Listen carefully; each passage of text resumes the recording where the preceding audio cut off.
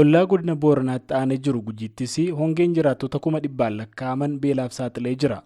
Obbo Liibaan Dabbasoo itti gaafatamaa waajjira buusa gonfaa Gujii Lixaa haalli hongee fi nageenyaa godinicha keessatti mudatee jira jedhan namoota 100,000 lakkaa'aman qe'ee buqqiseera jechaan VOF dubbatu. Aanaa 5 keessatti rakkoon nageenyaa illee jira jechaadha. Hongee dabalatee kun rakkoo lamaffaadha. Sababoota lamaan kanaaf namni gara 575 660 ta'uu rakkoo garagaraatiif saaxilamee jira. Deeggarsa namoota garagaraa barbaada.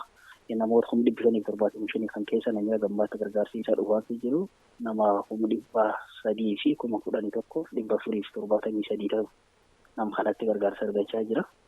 Hagammaatti namoota gargaarsa gaafanneef keessa gargaarsa barbaada keessa namni 264 gargaarsa hin arganne jecha. Kanaaf rakkoon cimaa jiraachuu isaa arginee jirra mirkaneeffannee jirra jechaadha. Kanammoo qaamni dhimmi ilaala kanaan noollee walaasaa jirra. Obbo Liiban aanutii Gujii Lixaa 15 keessaa aanutii gammoojjii 7 fi kan badda daree 2 warra hongeen garmalee hube ta'uu dubbatanii loon 900tti tilmaamanis dhiyeessa margaa argachuudhaa baannaan rakkoo keessa jiru jechaan dubbatanii jiran.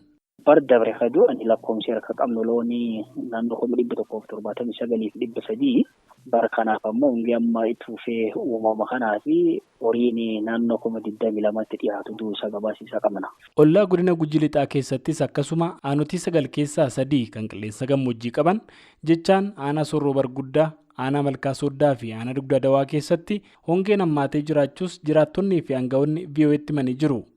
Obbo Girjaa Barii jiraataa aanaa Sorroo Barguddaati. Waggaa lama nurra tureera hongeen akka ammaa horiilleen waan yoo jiraatelleen akka tasaatti deeggarsi xiqqoo darbee hidhii wayiin nu dhaqqabaa ture wanni sullee amma yeroo sana ciccita waan akkasii jira oolaan akka malee nu qabateera waggaa lamaaf. Namni kan duraa qabullee waan san fixatee amma beelaan dararamee waan hedduura jira yoo xiqqaatte akka lubbuu dhabuutti. Ammaan kana hongee wanni jedhamu rakkoon duraanii gara kennan turre gara Booranaa sanatti wanni jedhama amma rakkoon Booranaa wal qabatu akka ammaatti dhufee nu bira dhaqqabeera. Yoo xiqqaatte waggaa tokkoo kana keessatti akka malee miidhamaa jiran. Namni ollaa keessanii amma waan nyaatu hin qabne haala akkamiirra jiru?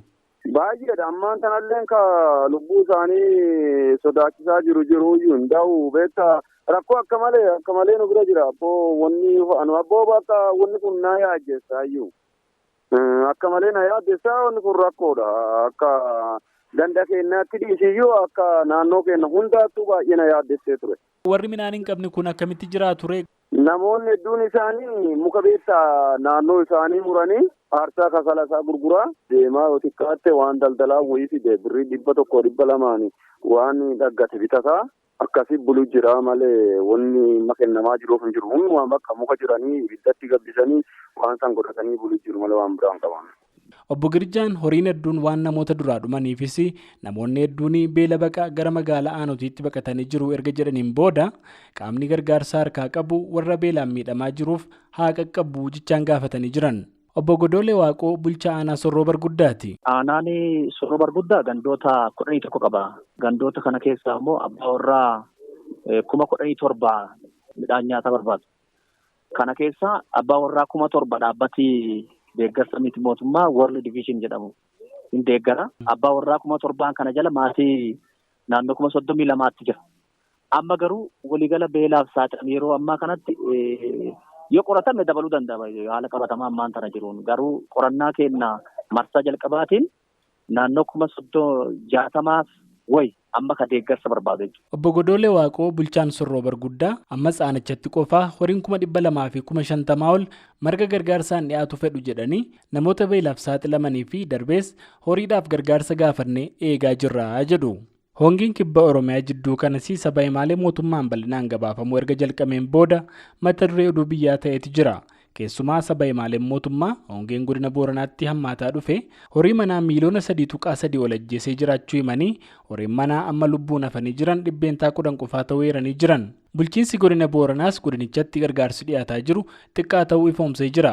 Godinni Booranaa akka saba himaalee mootummaaf ifoomsetti namoota gargaarsa midhaan nyaataa godina Booranaatti fedhan kan 800 ta'an keessaa kan gargaarsa argataa jiran jedhame 600 fi 50 hin caalani. Waajjirri buusa gonfaa Oromiyaas akka gargaarsi warra hongeen miidheef dhiyaataa jiru xiqqaa ta'uu mirkaneessee ta'us lubbuu namaa du'arraa fi qabeenya horii badaa jira jedhame baraaruudhaafis mootummaan akka danda'e gargaarsa dhiyeessaa jira jechuun dubbateera. Kun kanaan Kanutu jiru jaarmaya mootummootaatti biiroon gargaarsa namoomaa Oochaanis naannoleen Itoophiyaa hongeen miidhaa jira jedhe keessumaa Oromiyaa fi Somaalee keessatti dhibeen koleeraa babal'ataa akka jiru akeekkachiisee jira.